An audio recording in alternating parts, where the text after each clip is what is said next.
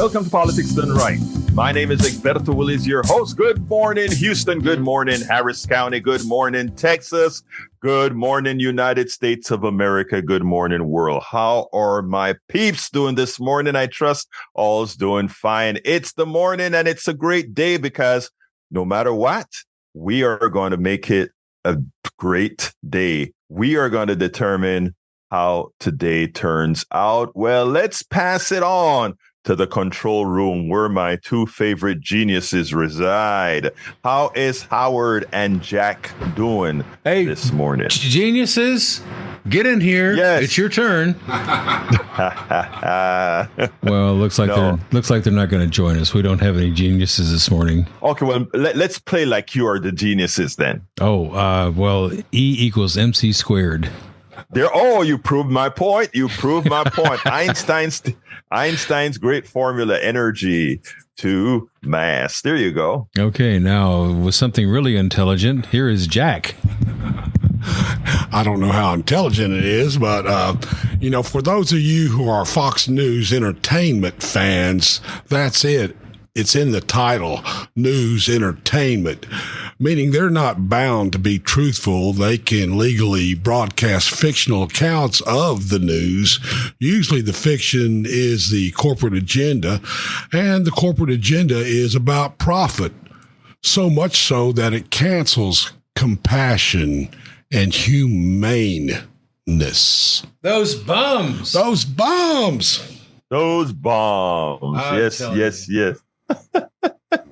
I love it. Actually, always insightful. The one and only Jack Van Beber. Anyway, folks, we are going to have a great show for you today. I want you to stay tuned. I also want you to remember that we are still in our little summer sizzler fund drive. But I also want you to remember that I bring you a full program every single day, even as we're doing our fund drive. So stick around. Don't leave me. Don't say, oh, those darn folks are in fund drive again. We're sticking around now because we have great subjects to cover. Title of the show today is Minnesota Governor Tim Walz shares debate. Eddie Glaude on Trump ethics. UPS workers accept contracts. So the UPS workers accepted their new contract.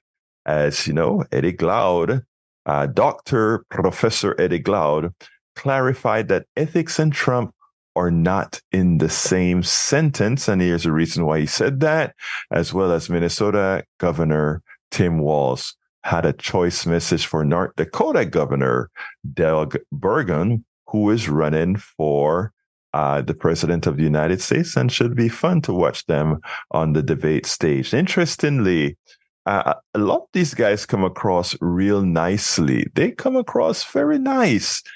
But, when being nice in words is never enough. It's always being nice in deeds that matters. And unfortunately, where our society is today, there's one particular party that's just not pushing nice. And I mean, it has not always been this way. For those who follow the program, I know this in as much as the program has an ideology. We've always been unbiased as far as humanity is concerned. Whoever supports doing things right to make things better for all is where we're gonna go. No less, no more, no less, no more. Anyhow, folks, please remember there are many ways to capture this program. You can go to 90.1 FM Houston on the dial, the good old dial. You can also go to download the TuneIn application, from Android or Apple Store, and search for KPFT. And that's what you'll find us. And you can stream us from your phone from that application. Alternatively, you can go to our website, kpft.org, and click listen. And I tell you what, if you go to kpft.org, why not just click that donate button and support the program in the name of Politics Done Right? Remember, I don't get a penny. It all goes to pay the electric bill, the tower bill, the transmitter bill, all the bills that we have to keep a 100,000 watt station that populates the entire Southeast Texas with our airwaves to make lives better with music and talk and everything in between. You can also listen to us, or you can watch us live right now in my red t-shirt, ready for my workout after the show at facebook.com/KPFT Houston, facebook.com/KPFT Houston. Or you can watch it on YouTube live, politicsdoneright.tv, politicsdoneright.tv. Don't forget, all the podcasts can be had at not only the podcast, but the snippets that we have on the program. You can also get it in podcast form at politicsdoneright.com/podcast. Every show is mailed out every morning by email in our newsletter.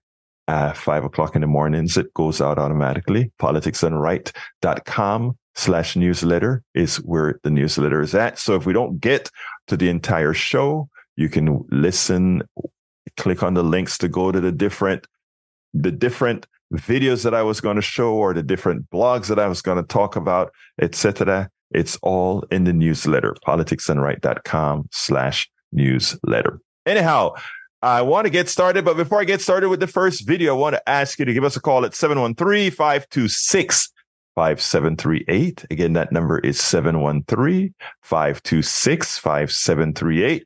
We ask you so kindly to please contribute to the show today. Please contribute to the show now. And again, that doesn't come to me. That goes to the station to make sure we can pay our bills. We have a lot of great options. So I'm going to, if Howard is available, I'm going to ask Howard to start out with what options we have for the Summer Sizzler. Well, Egberto, I am pleased to say that we have just about reached our goal. I think we are right on top of it. It's not going to take, we're going to reach our goal today. So most likely Excellent. Summer Sizzle will be over with. And another exciting thing that's happening today, and I am ready for this, we are going to go out and give 70 backpacks to the children at 5th Ward Head Start Center. 2:30 this afternoon, we are going to be on location. I'll be out there with the cameras, of course, recording everything. And, of course, we're going to spread the joy. We're going to spread the love to these kids who are underprivileged and underserved. They're going to get a backpack, underwear, socks, school supplies. It's going to be a great thing. This afternoon, 2:30 at the 5th Ward Head Start Center over on Market Street. So I'm going to be there. Sandy's going to be there. Marlo, we're all going to be there in person, handing out these school supplies and backpacks for these kids. Thanks to the generous donors to KPFT who have sponsored us again in our fund drive. Many of them got the $100 T-shirts, the Summer Sizzle T-shirt. I noticed that your show did quite well as far as the funding goes. So people are generous and they're giving those dollars to KPFT. We're turning around and giving a little bit of love to the 5th Ward Head Start Center. So we'll be out there today, and it's just an exciting time. Thank you, Howard, thank you. Let me ask you something real quick, Howard, sure. Because Eric is on the chat right now, okay, and he listens to the show on the internet. And what he's saying is that your voice is a bit low, so maybe we need to increase the voice tone. I think that would be your levels. Maybe can come up a bit more. Oh my goodness, am I low? Oh, yeah. Okay, how about now? Eric, can you hear me now? I think you'll let me know in a minute. But yeah, anyhow, like the Sprint commercial. Can you hear me now? Oh, wait a minute. We're not supposed to mention commercials on this station. Well, we don't do commercials on this station. No, we don't. Which is a good thing. Yeah. Well, anyway, we are going to get started with the program, and let's go ahead and get busy. I will try to see if there's anything else I can do on my end here to make sure that Eric can hear you the next time you're using the remote, because I think he hears everything else, and I hope he hears everything else. But anyhow, folks, we have a great show for you today. I gave you what the title of the show is today. So what I'm going to do is I'm going to play. Yesterday, I missed playing Bill Cassidy and when he talked about the tariffs in China, etc. It's not on the show for today, but I think I want you to hear this, and then we'll take it on the other side and continue with the show. And if you have any comments of this, please give us a call at 713-526-5738, extension number 2. If you want to speak on air, 713-526-5738, extension number 1 to donate. I need both of them. I love hearing your voice. I want to talk to you, but we need to make this money for the station. So give us a call at 713-526-5738, extension numero 1. So let's go ahead and have that first one on, and then we'll take it from there. Bill Cassidy appeared today on State of the Union on CNN, and his answers were perplexing. First of all, it's great that he's recognized that we do have a climate issue. It's great that he recognized that climate change is real. But one of the first things that he had to say is like, but realize that we in the United States have dramatically, even as populations has increased, dramatically reduced pollution, dramatically reduced the amount of CO2 that we put in the air, because instead of burning coal, we are burning a different fossil fuel that is throwing CO2 anyway in the air, natural gas. So he's trying to migrate that what we're going to do is burn natural gas. We are still going to be polluting. But then he gets interested in his answer. He goes ahead and he says, but the real polluters right now are China. They are putting out more carbon dioxide than we are. And he wants China to pay for putting out all that carbon dioxide. What he fails to understand, firstly, is that the United States have been, since 1750, has thrown so much carbon into the air that it's going to take a long time before China could match it. And when you're asking other countries to reduce their use of throwing of carbon into the air, you have to realize that you enrich yourself with the industrial revolution by throwing that much more carbon in the air than all of these other countries have combined. So therefore, it is insensitive, it is wrong, it is unfair, it is selfish to ask other countries that they must reduce at the same percentage level that the United States is doing to save the country, to save the earth, because we have already enriched ourselves by throwing that much CO2 into the air. Now, I want you to listen to what he has to say, and then we'll take it on the other side.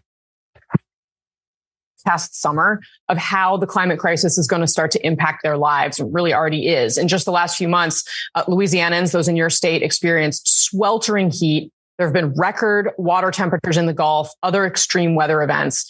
You're representing a state on the front lines of this crisis. Did the last few months drive home the threat of climate change for you? And what are you doing about it? Well, a couple of things about that.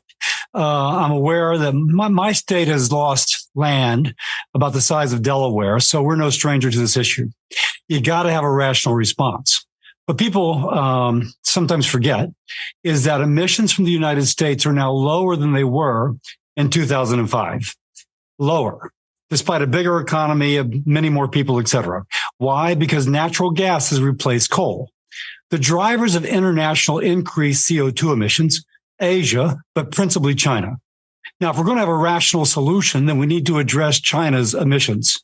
I'm about to introduce legislation for a foreign pollution fee.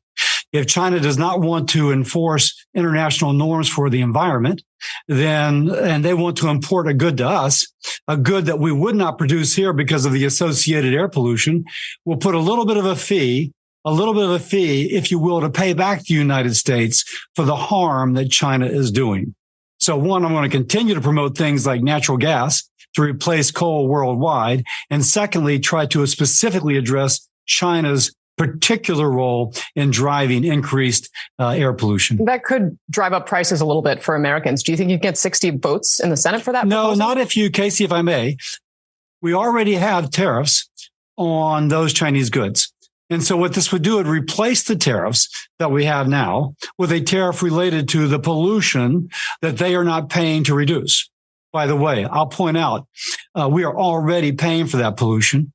About 25% of certain classes of pollutants in the Western United States come from China. It blows over the Pacific. We're paying now. Let's just make the Chinese pay instead of us. So Bill Cassidy, Senator Bill Cassidy, Republican of Louisiana, he also wants to put a tariff on China if they continue to put more carbon in the air than we do. We have to realize China is much larger than we are. So their per capita CO2 emission is less than us. Per capita is less than us. But we are asking them, you must reduce it to lower levels than we are as a country. Are you kidding me? All China has to reply, and all the countries which America is saying, you guys have to reduce at the same percentage that we are, or to something in that nature. It is completely irresponsible to ask that developing countries and countries that didn't put what we have placed in the air. Now, when it talks about tariff, an intelligent question by the host, if you increase tariff on these products coming from China because of this emission issue, is it going to cost the American people more money? And he said, oh, no, not necessarily, because instead of charging them the tariffs, we're charging them from bringing their products in. We'll just cut that tariff and then have the tariff for their misuse of, or their throwing of carbon into the air. Wait a minute. So you're saying you're going to have a neutral penalty? How is that extra money that we would have hoped to use locally, assuming that we're saying they're not doing their part to increase, to even cut our consumption or our throwing of carbon in the air less? How is that going to make a difference? Again, the answers from these Republican politicians generally makes no sense, nor does it have any value in morality? Does it have any value in economics? Does it have any value in anything other than them saying we must find some way to continue burning fossil fuels? The truth of the matter is, asking China or any other country to match what we are doing environmentally as far as CO2 is concerned is unfair. And what we should do is incentivize them financially if we want them to cut at the same levels that we're cutting to save the world. Because I tell you what, we enriched ourselves with many of the third world's products, and at the same time, we polluted the atmosphere, adding value to the products we have exploited from other people, other countries, and now we want them to pay the price of that exploitation plus the CO2 that we put into the air to create this climate issue. Let's be fair. Let's be pragmatic. Let's make sure that we can all live in a world where fairness reigns. We should not ask others to do more than we are, given that we were the largest polluters of the carbon in the atmosphere. Most of that carbon in the atmosphere today was placed by the United States. Most of it that is in existence today was placed there by the United States of America. And, when we talk about fairness shouldn't know boundaries, shouldn't know borders. And, when we see people coming over from other countries and wanting to move to the United States, and, we have a chip on our shoulders, don't let those foreigners in, don't let those immigrants in. Many a times we don't realize our complicity in the reasons why they are coming, or they need to come, or the necessity for them to come. We many times don't see that. Like I tell most people, as a naturalized American citizens, American culture is, believe it or not, when I say culture, I mean it's marketing culture. It's we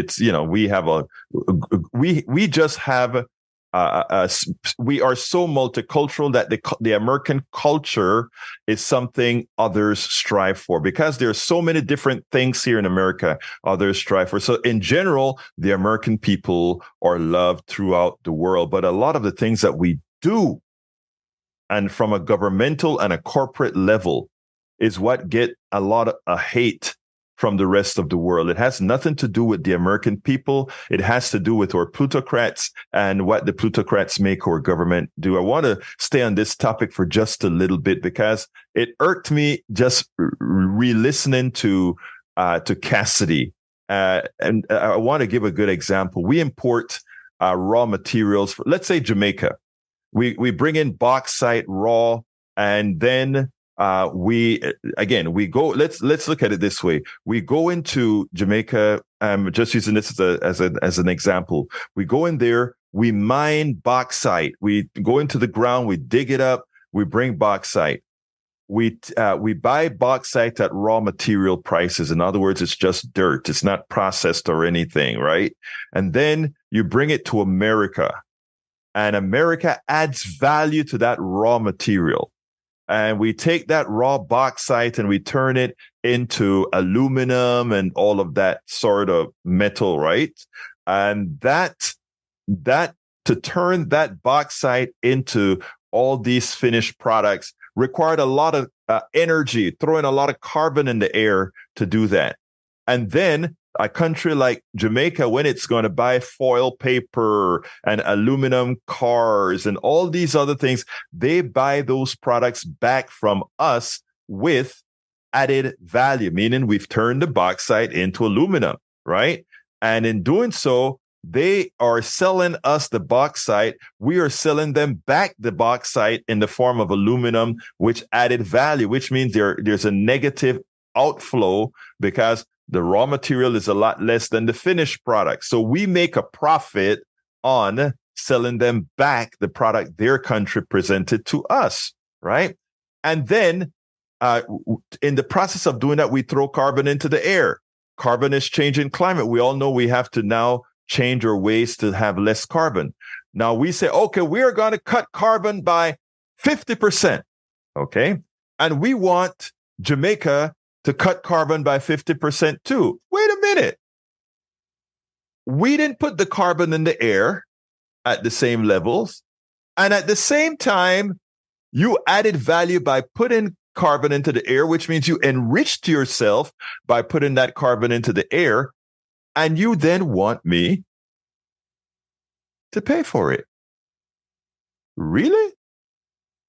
That is what's known as unfair. I want you to think about that. I want you to think about that. But anyway, before we go ahead and take, I want you to give us a call at 713-526-5738, 713-526-5738. And hit extension number 1 to provide us with support, extension number 2 to be on air. But let's go ahead and play the second video. And the second video is about Minnesota governor. I want you to check this out, and we'll take it on the other side.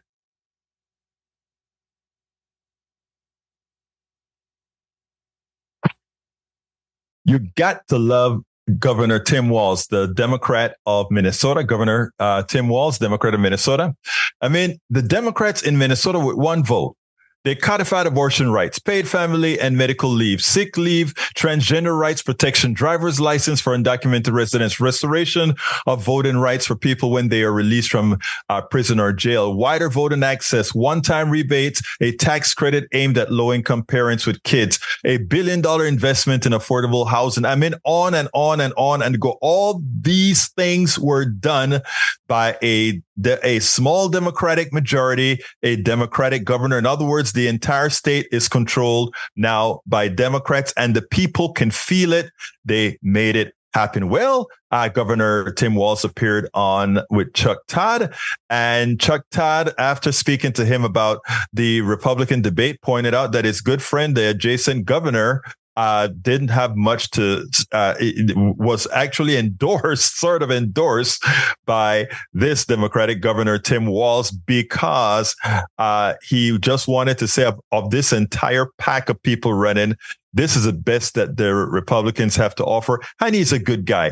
But I want you to understand, and I want you to see how Tim Walz walked the rope, the tight rope, being nice with a Republican for the humanity, but at the same time, ribbing him very hard because this Republican candidate is just as MAGA with the things that he's saying, from a 6-week abortion ban to quite a few other things. Check out how Tim Walz take care of it, and then we'll take it on the other side.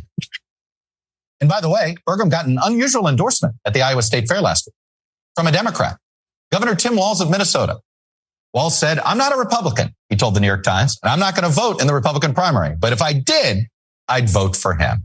Well, Walz was in Iowa as a surrogate for President Biden, and he joins us now representing the Biden campaign. Governor Walz, Didn't mean to sandbag you there with your Doug Burgum endorsement.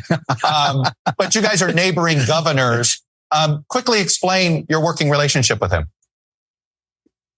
Yeah, well, Doug is a friend, and it's kind of sad to me to hear that interview you did, which was a good one, asking all the hard questions. We've worked together on really important things that governors do, whether that's a flood diversion around Fargo to make sure that the seasonal floods of the Red River don't hit, and then agricultural issues. But look, Doug wouldn't answer the questions that need to be answered, and you were asking what's going to come out of this debate. The minute they all step on the stage, the American people have lost. Are they going to debate who can ban the most books? Doug. He didn't tell you this, but he signed a 6-week abortion ban, which is hugely unpopular and simply wrong in America. So, yeah, we're friends, but I hate to see it go down this road. Those are very simple questions you were asking about the president, about the indictments. And so I was a little bit tongue in cheek. And the sad part is I do believe that Doug is probably the most normal of these. There's a pretty weird group of folks going to be on the debate stage.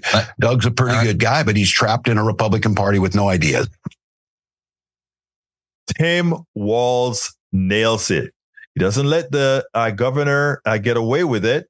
He goes ahead and he points out that in as much as he's a good guy, remember, that's a weird group of people that are running for president. And if this is best you can do, hey, well, it's okay. It's the best you can do. But again, Tim Walz, with what he's done, prove when Democrats and progressive Democrats are in charge, what are the things that can get done to actually help people, the humane kind of policies? Absolutely so, folks. Absolutely so. But anyway, let's go ahead and have El Senor Howard Reynolds. Hey, Egberto. Usually I don't get on my soapbox. Well, I kind of do about voting, but there's something else I was looking at last night online. Mm-hmm. It was what the Republican candidates are standing for, what their issues are. Absolutely every one of them wants to sign a ban on abortion. Every one of them, which takes away your rights to have what you need to live. And what the curious thing about it, and I've always been curious about this, is why are we worried about people who aren't here when we can't even take care of the ones that we have that are here? They cut these social programs for these kids and these underprivileged, underserved populations and say, oh, well, no, I mean, we can't afford to do that. We can't afford to pay you compensation, or we can't afford to help you out, but we're going to burden you with more children. We're going to make it impossible for you to live. Why do they cut the social programs? Because we can't take care of the people we have here now. Why are we worried about people who are not here? Why are we taking away individual rights? These people are doing this to us. We need to vote them out. And I said, after I read every one of those candidates' platforms, I will never vote Republican again. I used to be a Republican, but not this cult that we have now. So that's my 2 cents worth this morning. Brother, I hear you. And I'm with you, sir. I'm absolutely with you, sir. Anyway, folks, give us a call, 713-526-5738. Hit extension number 2 to be online and extension number 1 to support the program. Please remember, we do need your support, 713-526-5738. If you go ahead and provide that support now, I get a chance to say thank you. Thank you. Thank you. And that's what I want to do. I want to say thank you. And thank you, Howard, for those insightful comments. You're so right. You are so right. There are folks that are always there. They're just talking, really, right? Because they don't care about anybody else. When you can just give tax cuts ad nauseum and see that there are people starving in our own country, than a first world country.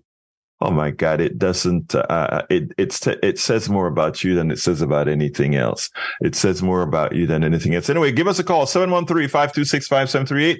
Hit extension number 1 to donate. Extension number 2 to be on air right now. We have spots open. And ladies, I want to get more ladies involved in calling into the program, because your perspective is needed. If we don't have the perspective of all our listeners, of all the people, we don't really have the full picture. We aren't all as educated.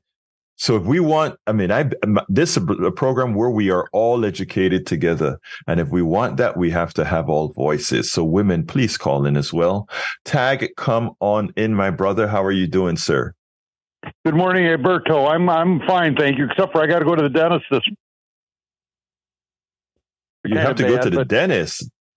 Oh yeah, it's been a while too. So I'm not excited about that. But I wanted to say, in Michigan we have all Democrats in our leadership now, and we're having that same type. I think you just fell out, Jack. Hello. There he is. Yeah. Hold on. We're going to get you right back in, Tag. We're going to get you right back in. It's on yellow. We're going to get you to red in a minute. But anyhow, we'll get that cleaned up in a minute. Anyway, folks, give us a call, 713-526-5738. Again, that number is 713-526-5738. Extension number 2 to be on air. Extension number 1 to donate. So please do both of them. Anyway, Tag, sorry we lost you for a minute. Come on in. Yeah, I just wanted to mention that in Michigan, we went all Democratic with our leadership. Yes. Can you hear me? Yes. Yes, I can hear you well. We have had that same type of thing where finally our state capital is getting some things done here, which is nice. I am so proud of what Michigan has done. In fact, Michigan is being led by women right now, and it is a great thing to see. Again, like I said, you have to have everybody involved if you're going to be able to serve everybody. And that's what we see with your governor, who is a woman in Michigan, your attorney general, who's a woman in Michigan, just getting the work done, Tag. Don't you see the difference when you have such an inclusive administration? I do, exactly. And I've got to say this. I was thinking, it all started out with Michigan residents doing initiatives at the ballot box. And the first voted for it here. We got rid of gerrymandering. And the next thing you know, Democrats got a hold of the state, which was just unfathomable a few years ago. But since then, with the citizens initiatives, there's been a lot of things that have passed here. And I think this is the building block of democracy is the citizens initiatives. Yes. And, that's what they try to take away in Ohio when they try to make it a super majority. In other words, if a large plurality of the American people in Ohio want to get a constitutional amendment, they were able to do so. Well, it turns out that since the abortion issue was going to pass by a landslide, the Republican administration in Ohio tried to get people to take some of their rights away, and they did it they sort of did it undercover. But the people were ready in Ohio. Michigan is doing a great job in taking their state back. I want to see state after state start to do exactly that. Take their state back and start, as Howard always talk about, vote in your interests. Vote in, because that is what it's going to take, Tag. Anything else before I go on to the next? Well, I think another interesting thing is that, not only do the citizens have to pass these initiatives in a state in order to get these changes started, but then the courts in Michigan tried to hear of it. They stood tall and made sure that the courts did not reverse some of these things. So it's just, to me, it's fascinating how democracy can blossom if the citizens take hold. Oh, and one other quick thing, I was really impressed about your fund today. And I haven't heard anybody else talking about how they would like to have more monthly pledges to try to get to the point where they had enough pledges coming in monthly to get the $50,000. That would be such a great idea. And I wish that Sandy would talk about that more. And because it makes the most sense that if everybody pledged that way, $20 a month or whatever, that it wouldn't take very long and the station would not have to have fund drives. And so I'm hoping that maybe Sandy will hear this morning and they'll talk more about the, what do you call it when you have a weekly pledges or monthly pledges? Yeah, like subscriptions. Yeah, I mean, it would be great. In fact, thank you for bringing that up. When we hear a message like this, especially from a listener, it means a lot more to the other listeners, because you see the value in saying, why not? We do it with everything else. Why not do it with a resource like a public radio station that you want to be on air and that you enjoy and that you're a part of? And as a donor, you are part owner of the station, if you will. You are part runner of the station. So I love that you said that, Tag. Thank you so kindly. But and it's sustainer. Howard just told me the word sustainer. That's the word. Sustainer. I was looking. Yeah, Howard got it. Anyway, thank you very much, Tag. You have a wonderful rest of your day. All right, brother? You too. Take care. Bye-bye. All right. Anyway, folks, let's pick up on what Tag had to say for a short pitch here before we continue the program.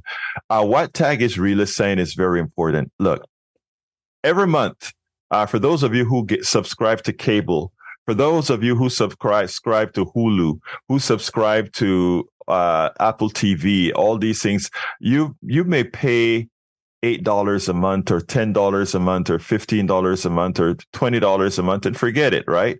Hey, that's just 2 or 3 coffees a month that you say you want so that you can stream whatever you want. Well, also a station like KPFT, where you are also involved in, you can call here and tell us anything. You can email the different hosts directly and get a response. You are a part of a family. As Tag would say, we could get away from doing these pitching and give full programming 24/7 if we had enough sustainers that meant we didn't need to do this. We're not going to try to expand our budget by just asking people for money. We just want to keep the station on air at the minimum, the least cost possible. And we don't want to do these fund drives. We don't want to do these fundraisers. So sustainers are really the answer. So if you have the wherewithal to look, first of all, we're not ever going to say no for the one-time donors. There are just some people that feel more comfortable saying, I will just donate at every fund drive. I don't want to have this thing every month. But there are others who see that cash flow is what a station needs to be able to have a deterministic way of paying its bills, which we have lots of. And so if you can do $5 a month, if you can do $10 a month, if you can do $15 a month, $20 a month, $7.50 a month, please consider doing that now. Again, like I said, as far as politics done right, I receive no stipend, no payment, no nothing for doing the job. This is simply out of willing a better informed America so that we can do, as Howard would always say, vote, but not only vote, but vote intelligently, not be snowed from others. So a program like this, that's its purpose. That's what we do here. But we do need to have the conduit for that. And KPFT is one of those conduits. So we ask you to call 713-526-5738, extension number 1 to contribute, or go to kpft.org and hit the donate button. Please do remember to select Politics Done Right so that it's known that we are earning our spot at 6 a.m. 5 days a week to make sure that we can come on air and tell the truth. 713-526-5738. And not only that, hopefully that you get something new out of it, because when the subject that we spoke about, China, this morning, I watch TV all the time, the news channels all the time. And when they're talking about tariffs on China, and even if you listen to that interview with Chuck Todd never went to the deeper layer of the whole issue. When people hear that at current times, China is polluting more than the United States with carbon, that is true. But we sit down and we wonder, so China are bad people. They just want to take advantage and they don't want to. And then you sit down and you say, okay, let's look at fairness to get where we are in the wealth that we've created. What did we have to do that? And we talk about, we know there's some exploitation there. We also know that we take raw products and we return finished goods to the market, meaning we add value. And the same people we get these raw products from, we sell back these finished goods. What that means are all the countries that provide us with raw products on finished goods that buy back their products as finished goods, they will never be able to be in any position other than a deficit. That is just math, right? If you buy oil from Saudi Arabia at $40 a barrel, but you're getting 50 gallons of gasoline out of that barrel of oil that sells for $3, the finished product that's generated from all the raw material we get from overseas, that delta in price goes to the very wealthy and, of course, a little bit to the workers, etc., not in the countries where the raw material was sold. There's a certain amount of fairness that we have to understand. And people will say, well, so why don't those guys go ahead and build on their own or develop these products on their own? Again, when you look at it one step deeper, there are things like, well, a lot of these countries aren't allowed the wherewithal to build the factories. Now, when a country tries to assert itself that says, all right, if you want to get our raw material, a certain percentage of that raw material the finished goods from that raw material has to be made into the products in our country, the country where the raw material is. Then you get a lot of the plutocrats in the United States and the other parts of the Western world saying, you can't control the market by having those rules. That's regulations. The types of things that prevent other countries from ever getting their heads over water are the policies that we have. And, it's interesting because our plutocrats do the same thing to Americans. This is not an American thing. This is a capitalist thing. Because if you take a look at what we do to Americans here, when Americans want higher pay for textiles in North Carolina and South Carolina, what did we do? We just said, wait a minute, we can make these things cheaper overseas. And we paid for slave labor overseas, throw the American worker out of a job. And the same people being thrown out of a job are people we are supporting and electing. And why is this? It's not because the American people are not smart. It's because those who are informing the American people are not doing it in a manner that is honest and is fair. It is always done from the point of view of the rich oligarch, the corporatists, etc. Well, politics done right, one of the reasons we ask you to support the station is we give you the full picture. Come on in, Jimmy. Welcome to Politics Done Right. And ladies, where are your calls? Ladies, 713-526-5738, extension number 2. I want to hear from you. Come on in, brother Jimmy. Good morning, Egberto. How are you doing? Good morning, I was calling about yesterday after I called, somebody came on and they remembered that I used to volunteer over there in the early 1980s, and they thought I might have been general manager, but I was never general manager. So we record that when the citizens address city council about their concerns about the city. Now we bring that back to the station and we would put it on the air. And I was wondering, is KTFT still doing that? I don't think so. Let me pass that to Howard. Are we still doing that, Howard? Not at the moment. Okay, not at the moment, Jimmy. Yeah, I thought that was a good thing to have on the air. Anyway, I'm looking forward to the Republican debate tonight. I assume that is 8 or what? It should be fun. It should be fun. I can't wait either, Jimmy. Now, some of the calls are coming in and falling out, but I don't know if that's on my end or not, but I think it may be some sort of a squelching effect that is occurring. But anyway, Jimmy, thank you. So anything else you want to add? Coming across the air. Great. Well, thank you, Jimmy. Yeah, it comes a little bit on and off every so often. Yeah, I'm not sure if that is our end or the telephone or what, but we'll figure that out. But thank you very much for calling in, Jimmy. You too, Edward. Keep up the good work. Thank you, my brother. Thank you so kindly.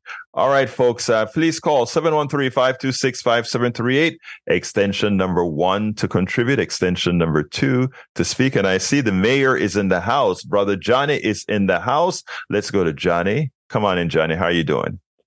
And if you're Mitt Romney, he'll also steal retirement funds in addition to throwing your job across the ocean. Yeah, you know what? It's so funny, Johnny. A lot of people don't understand Bain's Capital, which is that group that would raid companies from Mitt Romney.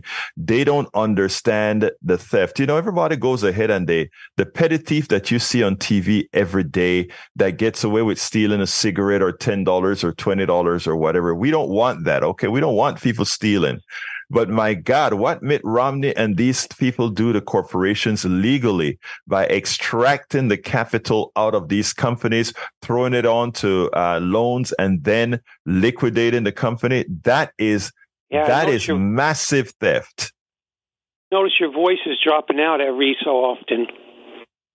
Yeah, I think that maybe, I'm not sure if that is a server or not, but it's dropped when it's coming in, it's dropping a few as well. So I hope we get better on that. Are you hearing that drop at all, Howard? No, I think it's Mitt Romney. No, I'm hearing it. Oh, you think? I may have to go upstairs and reset the brain. Okay, it may be Mitt Romney. I think Mitt Romney's had enough of heartache from you. Go to prison already. Donald's waiting for you. And they don't want to vote either. Remember, they sent a black woman to prison for 5 years for accidentally voting. Meanwhile, Donald is playing golf. Yes. It's the fairness. The fairness of the system.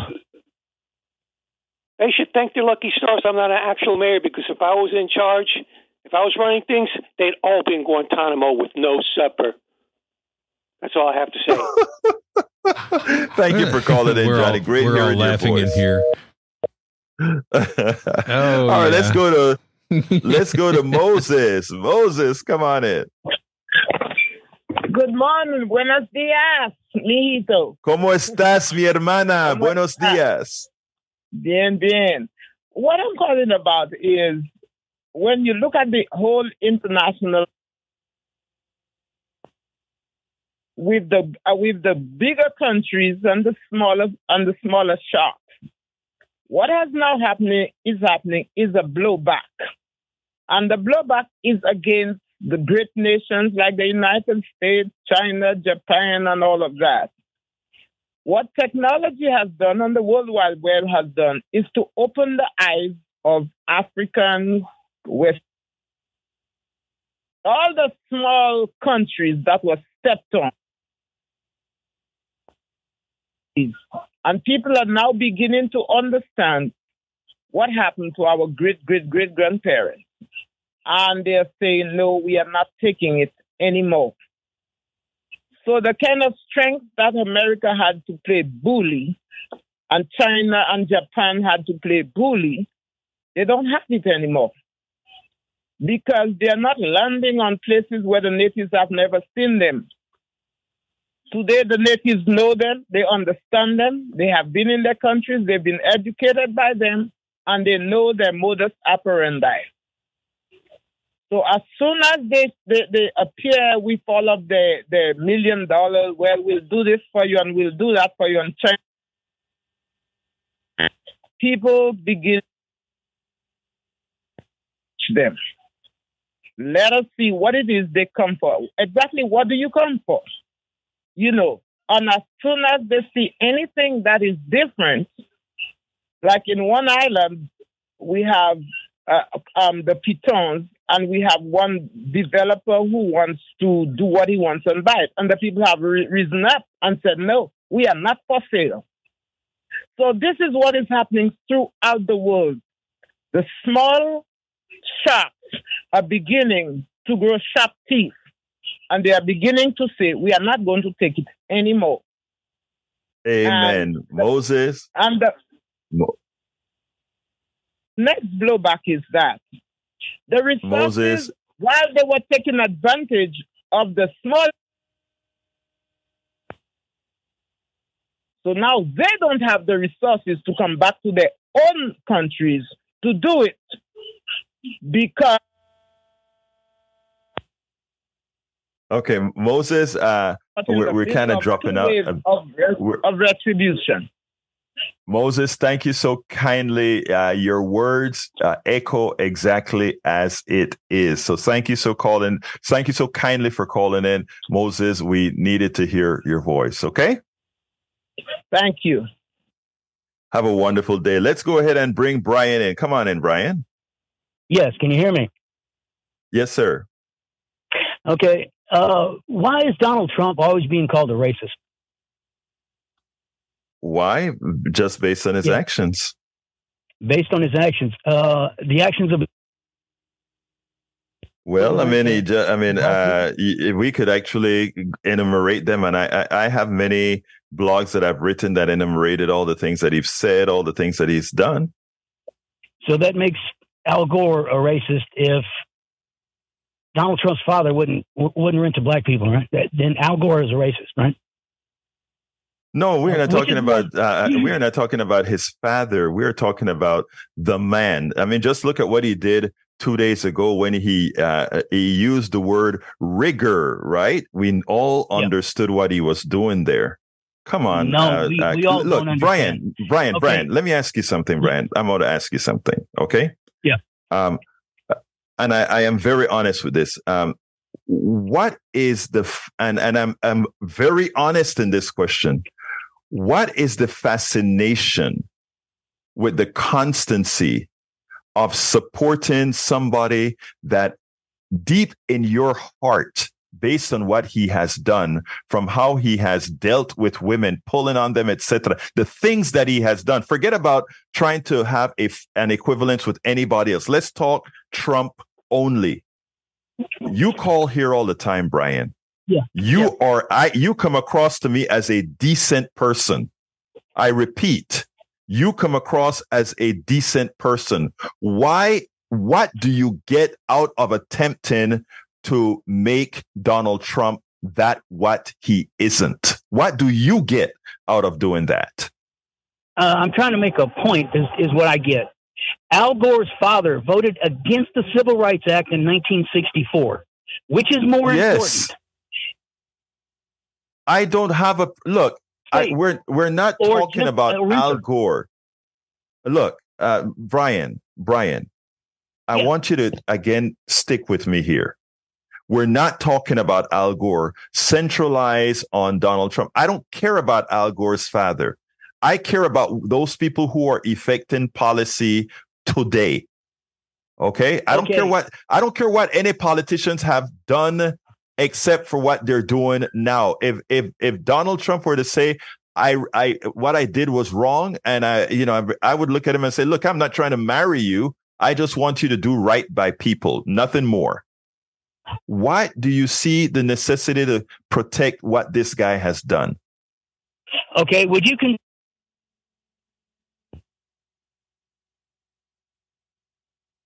You're constantly dropping out, Brian. I'm sorry. Yeah. Would you consider Mike Tyson a racist?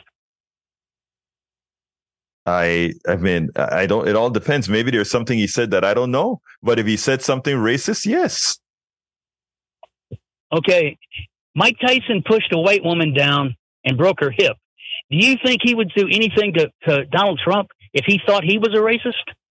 Mike Tyson would probably beat the crap out of Donald Trump if he even thought he was a racist.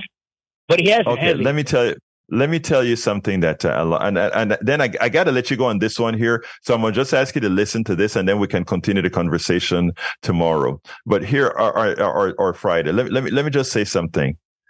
Racism is a very complex issue. Do you think Oprah will have dinner with me or have dinner with Donald Trump? She'll likely have dinner with Donald Trump. Do you think Jay-Z would have dinner with me or have dinner with Donald Trump? He'll have dinner with Donald Trump. There's a special thing about about what race means in this country. I like to talk about that another day, Brian, when we have better connections and when we can have a better dialogue. But keep that. Let's remember this topic. We'll cover it again. Okay, Brian? Yeah, that's no problem. Bye. Thank you, brother. You take care now. We'll talk. All right, folks. We need to start getting out of here. We had a few issues. So let me throw it right back to the control room to get some final words from Brother Jack and Brother Howard. Well, it looks like I've got to go up and investigate the tin cans and string on the phone this morning. Now we'll turn it over. Yes. We'll turn it over to somebody that makes some sense. Here's Jack. Why are the politicians attacking women why are the politicians attacking women with the 6-month ban? And it's for the Christian vote. How un-Christian. Exactly. Thank you very much, Brother Jack. My name is, first of all, thank you all listeners. Those of you who are going, please go contribute now that we're going off of air. 713-526-5738. Hit extension number 1. Please be sure to say this is for Politics Done Right. This is for Politics Done Right. Likewise, go to kpft.org, hit the donate button. Also remember to say this is for Politics Done Right. My name is Egberto Willies. This is Politics Done Right, and you guys know how I end this baby. I first thank Jack Van Beber and Howard Reynolds, and then I say, I am what? I'm out. 50. We spend a lot of time deconstructing the news, trying to parse it into a form that everybody can understand. We try to find those little nitpicks where it flies above the fray, etc. If you really like these videos that we do, I want to ask a big favor. Please go ahead. Number 1, subscribe to our channel. And number 2, please join if you can. Thank you so kindly for watching. Keep watching. Please remember to share. We must populate the entire internet with our progressive message, a message that we know is what most Americans say that they want. So help us, please join.